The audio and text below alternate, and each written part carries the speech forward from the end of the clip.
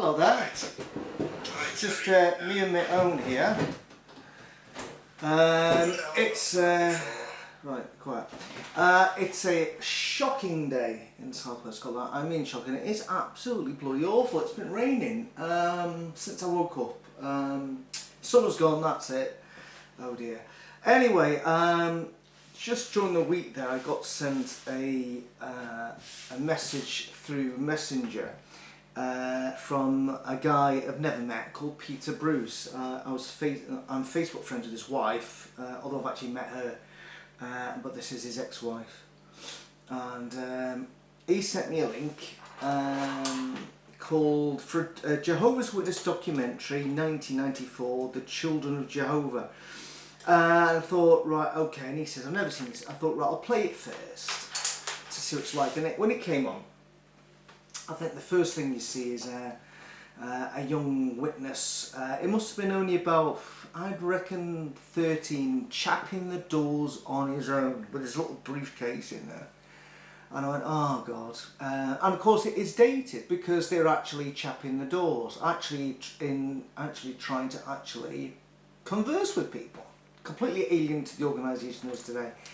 And as this documentary progressed, it was all pro-witness. We saw them at the Assembly and the Kingdom Hall song I'd forgotten all about. That was triggering enough. In fact, the whole thing was deeply triggering for me because I was thinking, oh my God, that was me. You know, chapping doors, you know, when you're like, 13, hoping that your school friends don't see you, and it actually does come out of this. Now, this whole thing about, not saying, oh no, we never did not encourage further education. Well, actually, when you look at this documentary, every young person in it, his goal in life was to leave school, get a menial job to fund their pioneer work. It was all about Jehovah. It's all about Jehovah. So it's a complete myth. You say, oh, we never said that. Well, how is it that all these young people, I think this is all filmed in Canada, actually the one goal in life was actually to get the crappiest job possible, paying a minimum wage so they could go out and chap doors. Utter bollocks. And you see them, I don't know if you see this wee guy getting baptised, I can't in mind now, I'm not going to watch it again. But then you see them getting baptised, and when you see the ages of these people, they are really children making a decision to dedicate your whole of the rest of your life, the next 60 or 70 years if you're lucky, to Jehovah and his organisation on the earth. It's just incredible. How is it that children can make a lifelong commitment and a decision when they're only 10, 11, 12, 13? I'm 63. If I could fast back to when I was 53 and 43, as you go back 10 years, I can tell you some of the decisions that I made when I was 53, I wouldn't be making now. Some of the decisions I made at 43, I wouldn't have made at 53, and go all the way back then. It's a learning curve, life. Unfortunately, just as you get a little bit, you think you've got it all sussed out, then you drop down dead. It's so unfair. But to make a decision at that time is utterly bollocks. And here they go on, the parents are coming around and, oh, it's great, he's made that decision, there's a lifelong commitment, and you can get a wee crappy job as soon as you leave school and go out and pioneer because Armageddon is so imminent. It's this urgent preaching work. This is 1994. When's that? 41 years ago. 41 years ago, these young dudes in here are like, I reckon about maybe 14, 41, they're now what, 50, 55. They're 55 now. They thought Armageddon was going to come, before they reached probably 21. Still not here. But I thought it was just going to be pro-witness. And in fact, and of course what you spectacularly notice that when they do skirt round to district convention footage and Kingdom Hall footage, not a beard is to be found. It is a beard-free zone. There is not one beard there at all. No beards. Apart from one independent guy talking about the Jehovah's Witnesses. Then you have former Jehovah's Witnesses, and this is when it turns a little bit more darker. We get presented, oh, it's all good and all this and that and protected and yada yada yada. And then you get the former Jehovah's Witnesses. You get one young lassie who had to admit with fooling around with somebody, and of course she had to go in front of a governing body, a judicial committee. That's a completely different thing. And with 3 older men with no female representation at all, she had to go into great detail about whether the boy had his fingers over her panties or inside her panties, and did he make a climax.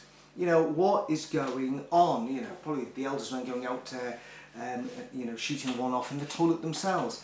It's just absolutely bizarre that these unqualified people who are like window cleaners and, you know, whatever they are, like mobile dryers in toilets, these people are not qualified to ask young girls or even young boys for that matter, or anybody, you know, such personal questions. It's absolutely outrageous. So this lassie had to do this, and subsequently she was disfellowshipped.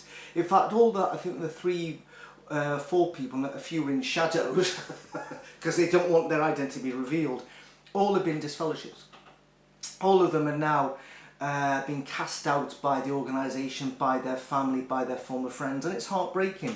One woman there, you actually record her, and it's actually, and this is how it updates, because to ring up her dad, she actually had to do that with the phone. Oh, they were the days. It took like an hour just to make a, you know, ring a number, only to find out it was engaged, or you'd done the wrong number, or it was a dead line. And we heard the conversation between her and her dad. She's clearly disfellowshipped for what reason, and her dad just doesn't want to speak to her. He's uncomfortable, he wants the conversation to end, and she's saying to her father, look Dad, I still love you, and not interested. Completely rejected her. And she came off the phone and rejected all over again and crying. It was just heartbreaking. And yet, as it brought out in the video, these people think they're doing the loving thing. You know, that lassie could have gone away and then attempted suicide and been successful because of the rebuff from her own parents when she was, you know, trying to reach out to them, feeling maybe very, very a low time in her life. And he just completely rejects it. Let's just leave it the way it is. We're doing it Jehovah's way. Blah blah blah blah blah. Just it was awful call to hear. And then this is the worst thing about it. All the young people, I think without question, at some point since leaving the witnesses, still living in their disfellowship state, had all attempted suicide. I think somebody attempted it several times. That's how bad rejection can be, when the people who should be there for you always, your friends and your family, have rejected you. It's just awful. And yeah, I watched the video, and it was you know, I'm not saying it set me back. I'm over it now, but it was quite unsettling watching it again. So I'm not recommending anybody watch it, but I'll give a link in the description if you want to watch this video. The only thing about it is it's obviously somebody's monetized it, and for not a particularly long video, I think it's maybe 40 minutes long, there must have been about 10 advert breaks. So if you can get over the fact you have to wait through maybe 20 seconds of shitty adverts, you can watch it. And again, I've said this before, I never used to see the Jehovah's Witnesses around much at all. I mean, street work. If they came to your street, you'd maybe see them. I never really saw Jehovah's Witnesses at all. And then, of course, now, they can be found in most towns and cities at several locations every single day of the week. And you can, therefore, not... I struggle to get to leave it behind, because they're so in your face, you know. So, you know, if I'm going to go everywhere I go, there they are. I go on holiday, there they are.